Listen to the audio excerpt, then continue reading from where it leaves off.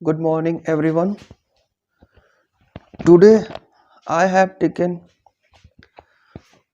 a important topic of English grammar for you to discuss how it works and to discuss how it has to be framed in in your sentences and how to use in English grammar sentences. Okay, today we are learning how to use the prepositions in your making sentences. So let's discuss first its definition. The prepositions has a definition that is called a preposition is a word used before noun or pronoun. कहाँ पे हो रहा है? Noun और pronoun के पहले preposition का use हो रहा है. क्या करने के लिए? To show how the person और thing denoted by its stands in relations to something else as. Okay, it means ये क्या हो रहा है, कोई पोजीशन है नाउन और प्रोनाउन की, ठीक है, वो पोजीशंस को बताएगा कैसे, पहले आके कि नाउन इन है, आउट है, ऑन है, इनटू है, अनटू है, बिफोर है, आफ्टर है, तो क्या है, ये पोजीशंस को बताएगा. तो पहले यूज हो रहा है, इसका मतलब ये है प्रीपोजिशन. क्या करने के लिए? टू शो, दिखाने के लिए कि हाउ, कैसे, द पर्सन और thing denoted by its stand, कि जैसे खड़ा है उसके संबंध में, ठीक है, वो डिनोट कर रहा है क्या, कोई पर्सन है, कोई थिंग है. क्या करने के लिए? टू समथिंग एल्स एज, कुछ ऐसे करने के लिए, मतलब ये स्टैंड्स को संबंधित करने के लिए, रिलेशन को दिखाने के लिए. जैसे as example, he went to Mumbai. जैसे ही वेंट टू मुंबई, अब देखो मुंबई क्या है, अब जैसे पढ़े हो कि ये नाउन है, दिस इज नाउन, नाउन का बिफोर में यूज हो रहा है, तो पहला रूल यहाँ पे अप्लाई हो रहा. ओके, तो वह गया, इसका हिंदी में सेंटेंस होता है ही वेंट टू मुंबई. तो पास्ट टेंस का सेंटेंस है और सेकेंड फॉर्म की क्रिया लगी हुई है गो. गो का सेकेंड फॉर्म वेंट होता है. तो ही वेंट टू मुंबई, वो गया, कहाँ गया? Mumbai. Second sentence has to show the he killed the lion, उसने शेर को मारा. With a sword, with a sword, ठीक है, सोल्ड मीन्स तलवार होती है या खंजर जिसको बोला जाता है. तो उसने मारा शेर को, कैसे? With a sword. तो यहां पे क्या देखो, denoted by its stand in relation to something else. इसका मतलब ये है कि उसने शेर को मारा, कैसे, किसके साथ? अ सोल्ड. तो खंजर के साथ खंजर यूज किया है, तो वो पर्सन और वो लैन और ये सोल्ड का देखो आपस में रिलेशन शो कर रहा है, तो प्रीपोजिशन. नेक्स्ट सेंटेंस में आपको देखो देखने को मिलेगा he depends on me. Relation एक दिख रहा है, वह मेरे ऊपर निर्भर है. He depends on me. Next, the boy is sitting on the chair. ठीक है, तो बॉय बैठा है, पहले तो बैठा है, इससे कोई संबंध नहीं बन रहा है. तो बॉय कहाँ बैठा है? चेयर. और चेयर के ऊपर बैठा है कि नीचे बैठा है, कि बगल में बैठा है, कि पीछे बैठा है, ये सब क्या होता है? रिलेशंस को दिखाता है. जब भी हम उस पर पोजीशंस डाल देंगे कि बच्चा चेयर के पीछे बैठा है, पास बैठा है, नियर, पीछे बैठा है, बिसाइड्स, आगे बैठा है, फ्रंट, और उसके ऊपर बैठा है, ऑन, उसके नीचे बैठा है, इन. तो ये सब सारी पोजीशंस जब भी हम डालते हैं, ठीक है, to show how the person और thing denoted by its stands, कि वो स्थिति क्या है पूछ रहा। तो वो प्रीपोजिशंस का सेंटेंस में सीधा एकदम क्या हो, सटीक मतलब होता है कि वो पोजीशंस को दिखाता, पहले नाउन या प्रोनाउन के पहले यूज हो जाएगा, आ जाएगा और वो बताएगा कि भैया देखो जो पर्सन और थिंग की स्थिति है वो ऐसी है, आगे है, पीछे है, ऊपर है, नीचे है, पास में है, दूर में है। तो ये आपका डेफिनेशन के साथ अलाइन हुआ है sentences. I hope you are you connect properly the definition with sentences examples. So आगे बढ़ेंगे, इसके टाइप्स की बात करेंगे। तो the preposition has three types. The preposition has three types, that is first simple preposition, and the second compound preposition, and third phrase preposition.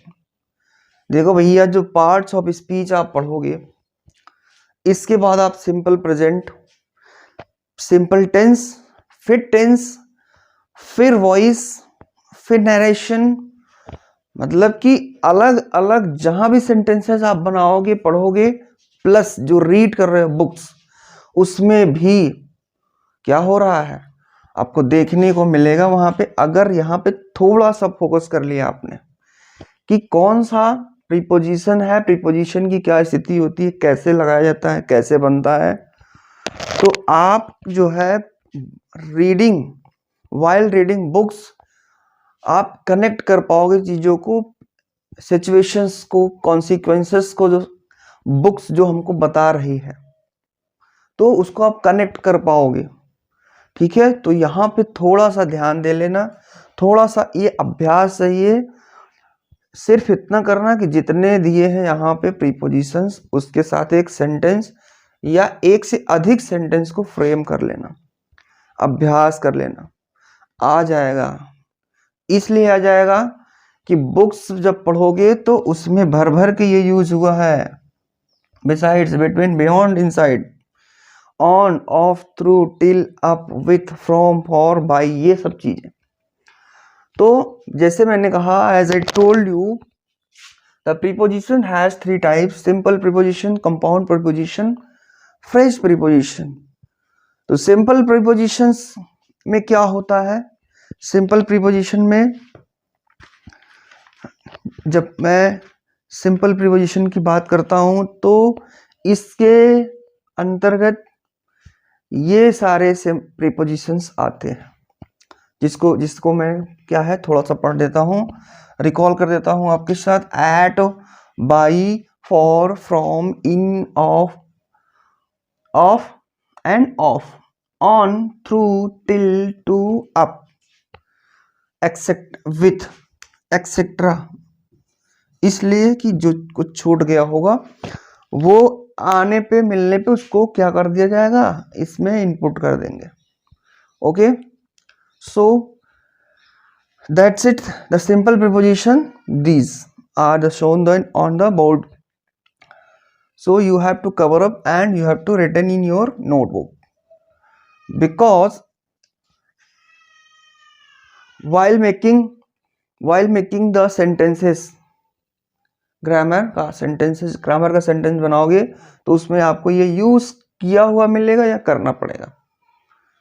Okay, तो there is second part of preposition, that is called compound preposition.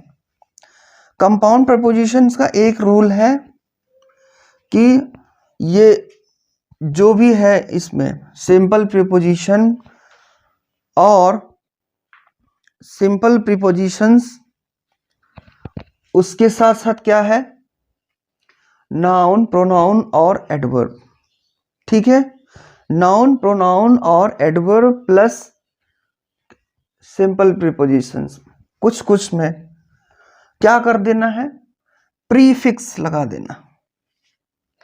तो बेटा एक English में क्या है, जब हम लोग रूट इंग्लिश की पढ़ते हैं, बनाते हैं वर्ड्स, तो उसमें हम लोग यूज करते हैं, दो नियम है बनाने के, एक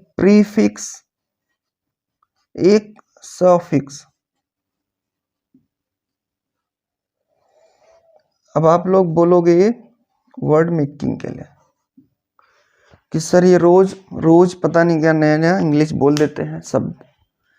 कोई बात नहीं, ये नया नहीं है।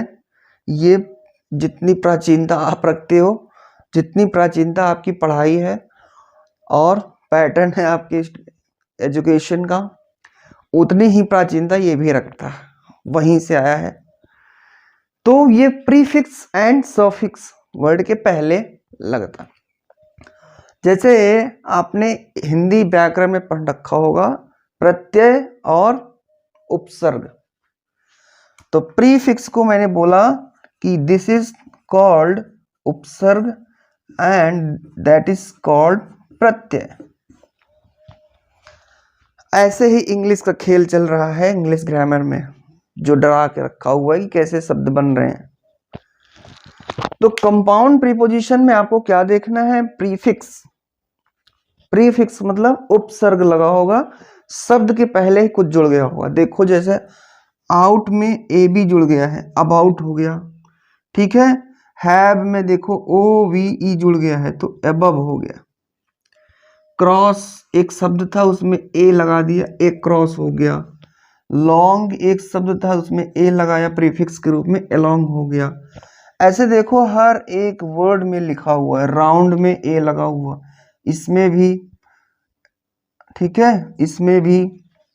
साइड था बी लगा दिया, बी साइड हो गया, ठीक है। तो क्या है ये? देखो हर एक शब्द के साथ फॉर था फिर बी लगा दिया। हाइंड, हाइंड और हाइड मीन्स छुपना होता है, तो बी हाइंड मतलब पीछे जो ना दिखाई दे। लो बी लगाया। तो मेरे कहने का मतलब आउट अलग है साइड अलग है, तो दोनों को प्रीफिक्स लगा दिया, साइड में आउटसाइड हो गया। तो मेरे कहने का मतलब ये है कि जब भी आपको कंपाउंड प्रीपोजिशन का यहाँ पे कुछ दिखे, जान लो कि वो प्रीफिक्स लगा हुआ है, वो कंपाउंड प्रीपोजिशन का पार्ट है। ओके, थर्ड पे चले। तो थर्ड है फ्रेज प्रीपोजिशन। थर्ड है फ्रेज प्रीपोजिशन। तो फ्रेज प्रीपोजिशंस क्या होते हैं? ये छोटे एक्चुअली होते ही नहीं, थोड़ा सा रब करना पड़ेगा। मैं डेफिनेशन को ही कर देता हूं, ठीक है। I hope you have to written properly in your notebook the definition and you have to understand properly। समझते चलना है इसको बढ़िया से, तभी आपको सिंपल टेंस, प्रॉपर टेंस, ये सब सारे समझ में आने वाले हैं। तो मैं फ्रेज प्रीपोजिशन की बात करूंगा, पी और पी, पी पी। तो फ्रेज प्रीपोजिशन क्या होता है? शब्दों के समूह को, है ना, ग्रुप ऑफ वर्ड्स को क्या कर देते हैं? प्रीपोजिशन का रूप दे दिया जाता है। एक शब्द, दो शब्द, तीन शब्द, एक शब्द, दो शब्द, एक दो तीन चार शब्द को मिला के जो प्रीपोजिशन बनाया जाए उसको फ्रेज प्रीपोजिशन बोला जाएगा, ठीक है। जैसे अकॉर्डिंग टू मी एक शब्द आता है ना, क्या आता है? अकॉर्डिंग टू, ये हो गया प्रीपोजिशन, फ्रेज प्रीपोजिशन। उसके बाद इन अकॉर्डेंस विथ सब लेटर में यूज किया जाता है। लेटर राइटिंग जब आप लोग करते हो, इन अकॉर्डिंग विथ, देखो फ्रेज प्रीपोजिशन, पहले सिंपल पढ़ा, फिर कंपाउंड पढ़ा, फिर ये सब फ्रेज प्रीपोजिशन होते हैं। बड़े बड़े फ्रेज यूज होता है, आप भी यूज करोगे एक दिन सेंटेंसेस बनाने के लिए और बोलने के लिए। According to me, in accordance with, along with, marker ही नहीं चल रहा, along with,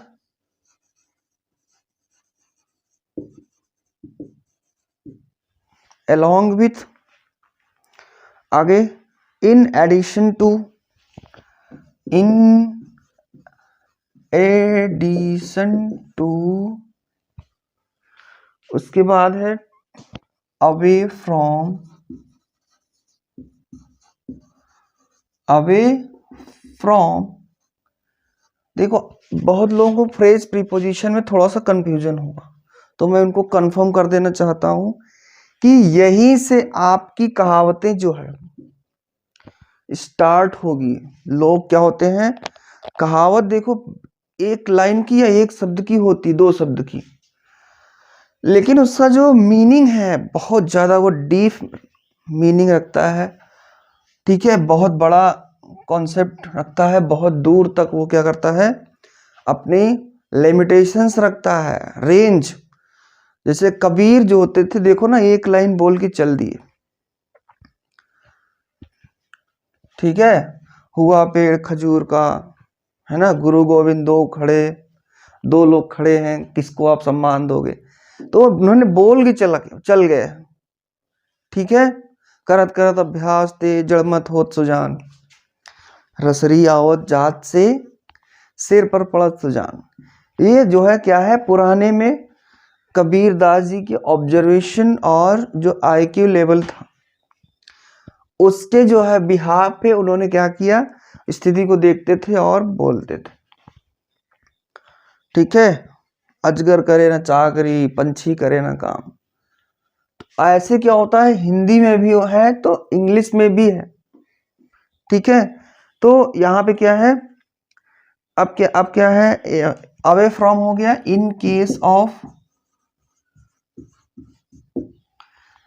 case of for the sake of,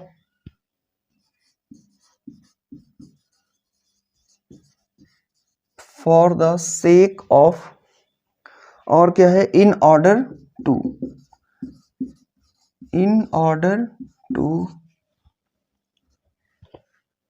यहाँ पे थोड़ा सा और रब करना पड़ेगा।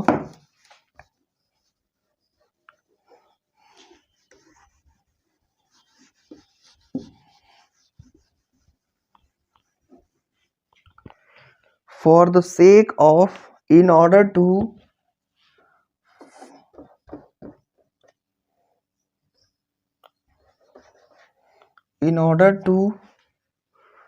उसके बाद क्या है, इन रिग्रेट और in spite of, in spite of, in regard to,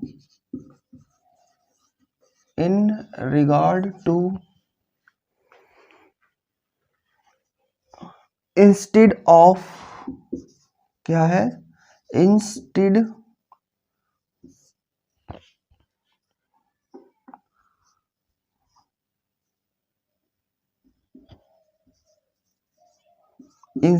of,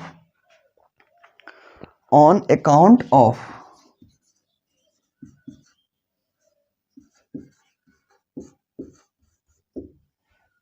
तो these are the words phrase prepositions. Okay, according to, in accordance with, along with, and addition, away from, in case of, in spite of, in spite of, in regard to, for the sake of, in order to, instead of, and account of। तो क्या किया हम लोगों ने, there are the, here we will learn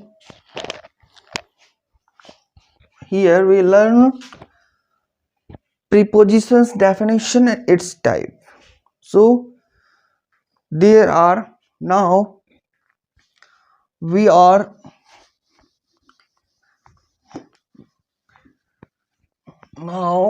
will practice some sentences related to the preposition and its type.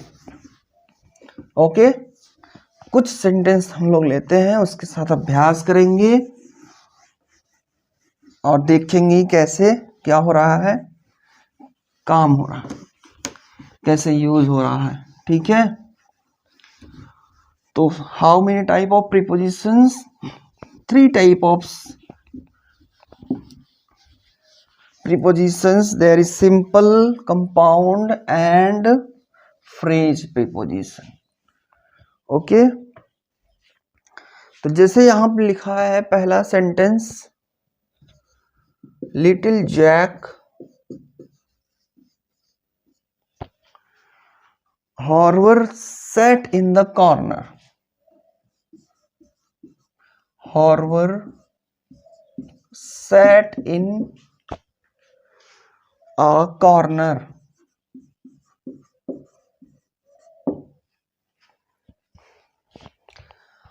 अब हमको ये बताइए, प्रीपोजिशन सिर्फ पढ़ रहे हैं, सिर्फ प्रीपोजिशन के पिक करेंगे, ठीक है।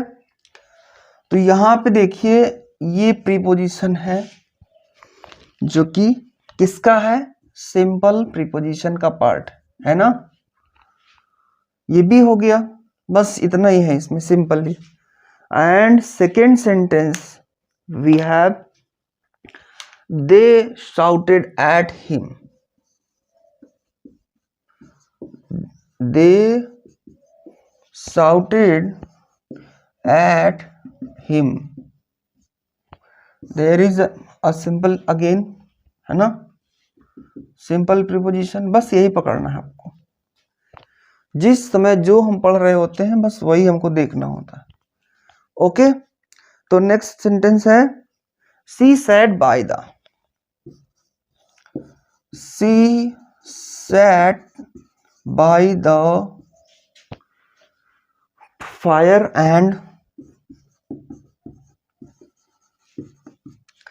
and told me a tale,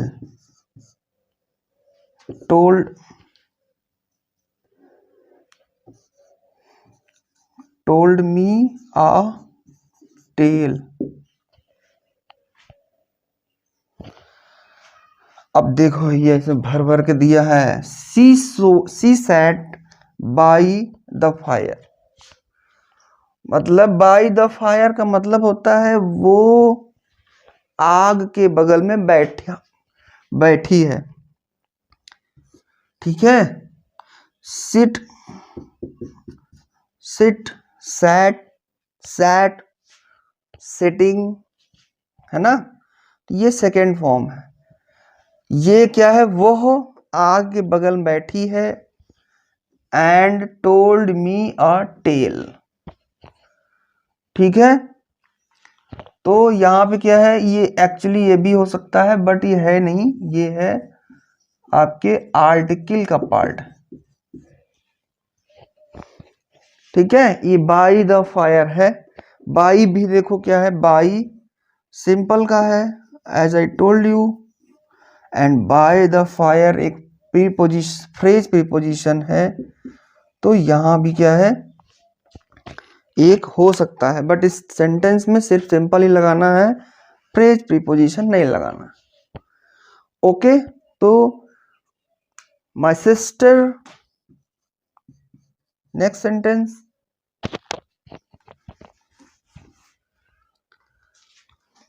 my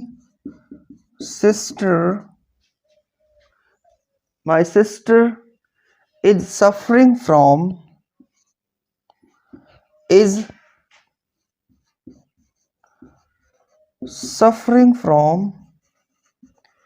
fever। मेरी बहन को बुखार हुआ है, ये भी बोल सकते हो, लोग बोलते हैं मेरी बहन बुखार से पीड़ित है, ठीक है। तो यहां पे सिंपल प्रीपोजिशन है, अभी तक कंपाउंड का सेंटेंस नहीं आया, तो आपको दिखाता हूं। ही बॉट, नेक्स्ट सेंटेंस है he bought apples, he bought apples for us। तो यहां तो आया ही नहीं, फिर से आया simple.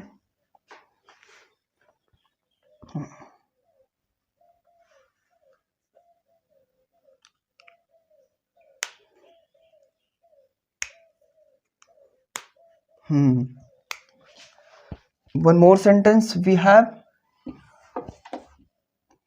I can never return with return with never return with my poor dog, poor dog. तो नेवर इसमें क्या हो रहा है, नेवर हो गया है विथ हो गया। तो नेवर क्या है, ये कंपाउंड प्रीपोजिशंस का पार्ट है, ठीक है। और विथ क्या है, सिंपल। आगे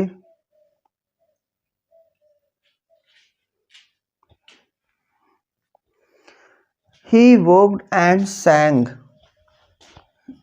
he worked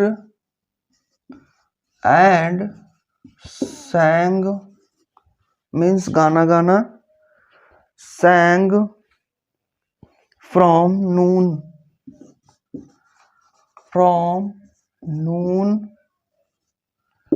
till night, ठीक है। वो काम किया और गाना गाया कब से, फ्रॉम नून टिल नाइट, दोपहर से लेके रात तक, टिल नाइट, फ्रॉम, ठीक है। दिस इज द मीन्स, ऐसे ही क्या है, आपको भी सारे वर्ड्स के साथ जितने भी सिंपल कंपाउंड और फ्रेज प्रीपोजिशन दिया है, आपको क्या है, सेंटेंसेस बनाने हैं, प्रैक्टिस करना है, ठीक है। तो आप सेंटेंसेस फ्रेम करके बना के उसका यूज करके आप हमको सेंड भेज सकते हो, ठीक है। उसकी पीडीएफ बना के या कुछ भी फोटो भेज सकते हो कमेंट में, और कुछ भी पूछना हो तो आप पूछ सकते हो, ओके। तो आज की क्लास बस यहीं तक, थैंक यू।